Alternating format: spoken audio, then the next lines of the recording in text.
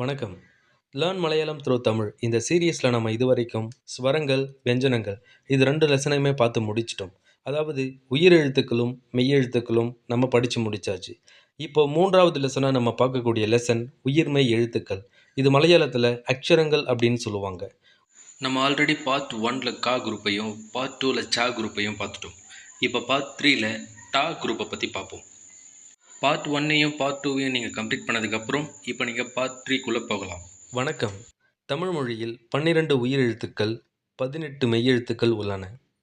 உயிரெழுத்துக்களும் மெய்யெழுத்துக்களும் சேர்ந்து உருவாகும் எழுத்துக்கள் உயிர்மெய் எழுத்துக்களாகும். தமிழில் மொத்தம் 216 உயிர்மெய் எழுத்துக்கள் உள்ளன. இவைகள் சேர்ந்து தமிழ் எழுத்து மாலையின் அடிப்படை அமைப்பை உருவாக்குகின்றன. நமஸ்காரம். மலையாளத்தில் மொத்தம் 15 ஸ்வரங்கள், 36 வெஞ்சனங்கள் உண்டு. வெஞ்சனங்கள் ಸ್ವರങ്ങളുമായി ചേർന്നാൽ പുതിയ അക്ഷരങ്ങൾ ഉണ്ടാക്കും. ഇവയെ സ്വരവ്യഞ്ജനങ്ങൾ എന്ന് വിളിക്കുന്നു. ഓരോ വ്യഞ്ജനവും 15 സ്വരങ്ങളുമായി ചേർന്ന് 540 സ്വരവ്യഞ്ജനങ്ങൾ ഉണ്ടാക്കുന്നു. ഇവ ചേർന്നാണ് മലയാള ഭാഷയുടെ സമ്പന്നമായ അക്ഷരമാല രൂപം കൊള്ളുന്നത്. തമിഴ് ഉയിരെഴുത്തുക്കൾ അ, ആ, ഇ, ഈ, ഉ, ഊ, ஏ, ஏ, ஐ, ஓ, ஓ, ஔ. மலையாள ஸ்வரங்கள் அ, ஆ, இ, ஈ, உ, ஊ, இர், ஏ, ஏ, ஐ, ஓ, ஓ, ஔ.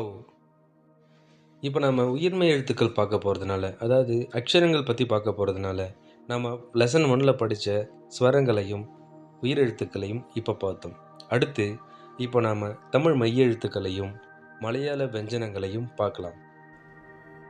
க, ங, ச, ஞ, ட, ந, த, ந, ப, ம, ய, ர, ல, ப, ழ, ல, ர, ந, ஷ, ச, ஹ.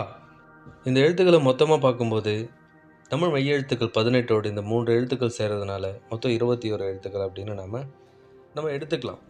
ஏன் அப்படின்னா மலையாளத்தில் இந்த சிறப்பு எழுத்துக்களையும் சேர்த்து தான் 36 வெஞ்சனங்கள் அப்படின்னு எடுத்துக்கிறாங்க.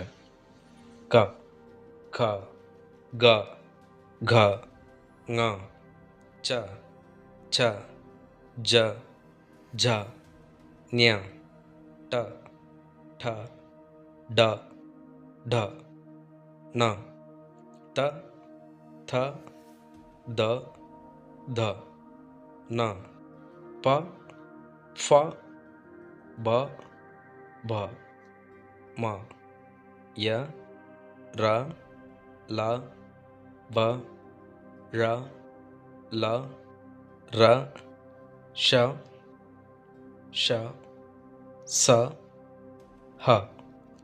ஒரு லாங்குவேஜை நீங்கள் மறக்காமல் படிக்கணும், படித்தது மறக்காமல் இருக்கணும் அப்படின்னா அந்த லாங்குவேஜோடைய எழுத்துக்களை நீங்கள் எந்த அளவுக்கு நீங்கள் விருப்பத்தோடு கற்றுக்குறீங்க அப்படின்றத பொறுத்து தான் அது அமையும்.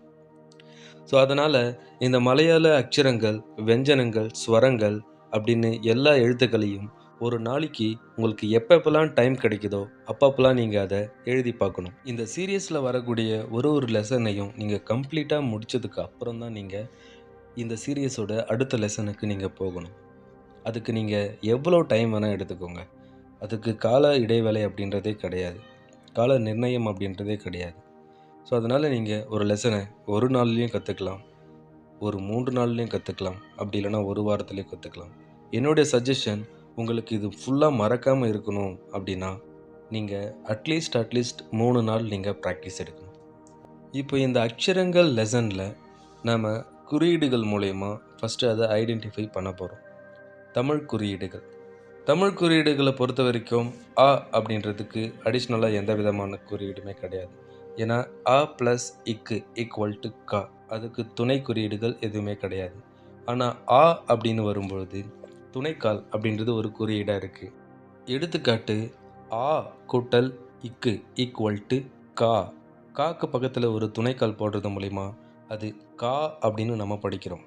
அதே மாதிரி தான் ஒரு ஒரு உயிரெழுத்துக்களுக்கும் ஒரு குறியீடு இருக்குது.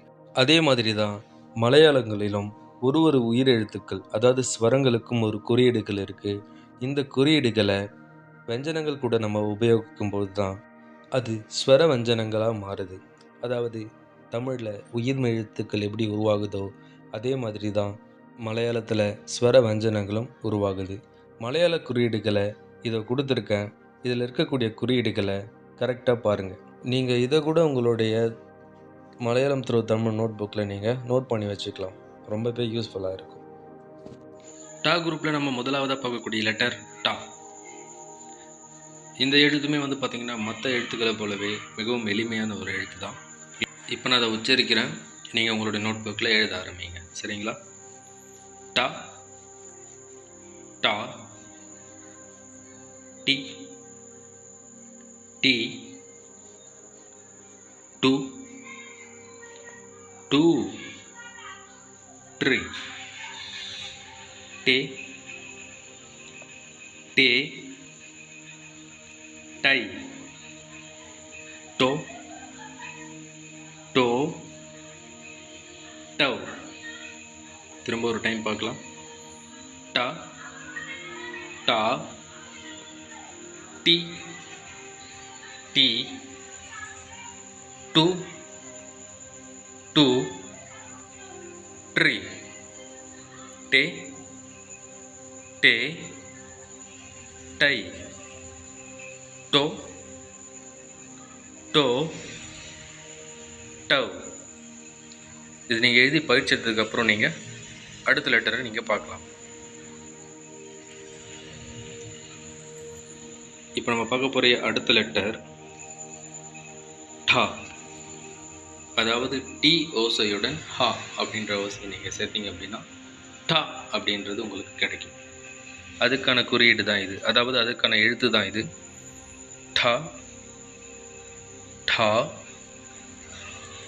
டி டி டு டு டே டே டை டோ டோ டவ்.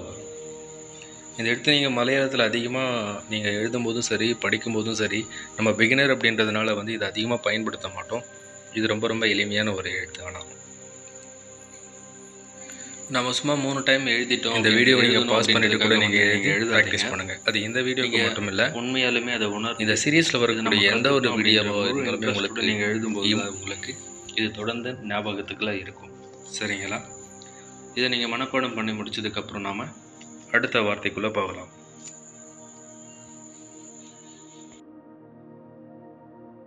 டா குரூப்பில் 3ஆவதாக இருக்கக்கூடிய ஸ்வரவஞ்சனம் டா. அதை இப்போ நம்ம ப்ராக்டிஸ் பண்ணுவோம். டா டா டி டி டு டு ட்ரி டே டே டை டோ டோ டவ். இந்த எழுத்தும் இதுக்கு அடுத்து வரக்கூடிய எழுத்தும் ஒரே மாதிரி தான் இருக்கும். அதனுடைய உச்சரிப்பு டா. இந்த எழுத்துக்கள் நம்ம அடிக்கடி யூஸ் பண்ணக்கூடிய ஒரு எழுத்துக்களாக இருக்கும். ஸோ இந்த எழுத்துக்களை நீங்கள் எளிமையாகவும் இதை நீங்கள் மனதில் வச்சுக்கக்கூடிய மாதிரியும் இருக்கும். டா அப்படின்னா உங்களுக்கு உடனடியாக இந்த எழுத்து உங்களுக்கு ஞாபகத்துக்கு வந்துடும் மலையாளத்தில். ஸோ எளிய எழுத்துக்களில் இதுவும் ஒரு முக்கியமான எழுத்து. இதை நீங்கள் தொடர்ந்து பயிற்சி பண்ணுங்கள். நீங்கள் பயிற்சி பண்ணி முடித்ததுக்கப்புறம் நாம் அடுத்த லெட்டருக்குள்ளே போகலாம். அடுத்ததாக நம்ம பார்க்கக்கூடிய லெட்டர் டா. இதுக்கு முன்னாடி பார்த்த டா அப்படின்ற எழுத்து கூட ஹா அப்படின்ற சவுண்டு கேட்கும் பொழுது டா அப்படின்னு அது ஒரு எழுத்தாக உருவாகுது. டா டா, டி, டி, டு, டு, ட்ரி, டே, டே, டை, டோ, டோ, டவ். மலையாளத்தை பொறுத்த வரைக்கும் ஒரு ஒரு எழுத்துக்களுக்கும் 4 சத்தத்துக்கு ஏற்ப மாதிரி வேறு வேறு எழுத்துக்கள் இருக்கிறதுனால ஒரு ஒரு எழுத்துடைய உபயோகங்கள் கம்மியாக தான் இருக்கும். ஆனால் அதனுடைய எழுத்துக்கள் நீங்கள் மாற்றி எழுதும் பொழுது அதனுடைய அர்த்தமே மாறி போயிடும். ஸோ அதனால் எழுத்துக்களை எழுதும் பொழுது படிக்கும் பொழுதும் சரியான உச்சரிப்போடு நீங்கள் படிக்கணும். டா குரூப்பில் நம்ம கடைசியாக பார்க்கக்கூடிய எழுத்து நா. இந்த எழுத்துடைய அமைப்பு வந்து பார்த்திங்கன்னா தமிழில் இருக்கக்கூடிய 3 சுழி நா அது போலவே தான் இருக்கும். முதல்ல மட்டுமும் சுழிச்சு இருக்கும், 2வது 3வது சுழிகள் இதில் இருக்காது. துணைக்கால் அப்படின்றது 4 எப்படி இருக்குமோ அதே மாதிரி தான் இருக்கும். இதுவும் மிக எளிமையாக மனப்பாடம் வச்சுக்கக்கூடிய ஒரு எழுத்து தான். இந்த எழுத்தை இப்போ நம்ம பார்க்கலாம். நா, நா, நீ, நீ, நு, நு, ன்றி, நே, நே, நை, நோ, நோ, நவ். இப்போ நம்ம நல்லபடியாக டா குரூப்பை நல்லபடியாக பார்த்து முடிச்சிட்டோம். இப்போ நம்ம லெசன் 3ல் 3 பார்ட்ஸை பார்த்து முடிச்சிருக்கோம். அடுத்த லெசனில் நம்ம 4வது பார்ட்டை பார்க்கலாம். ஒரு குரூப்பாக எதுக்காக பிரிச்சிருக்கோம் அப்படின்னா உங்களுக்கு எளிமையாக இது மனப்பாடம் ஆகணும், அது நிரந்தரமாக மனப்பாடம் ஆகணும், அது அப்படின்ற ஒரே காரணத்துக்காக தான். நன்றி.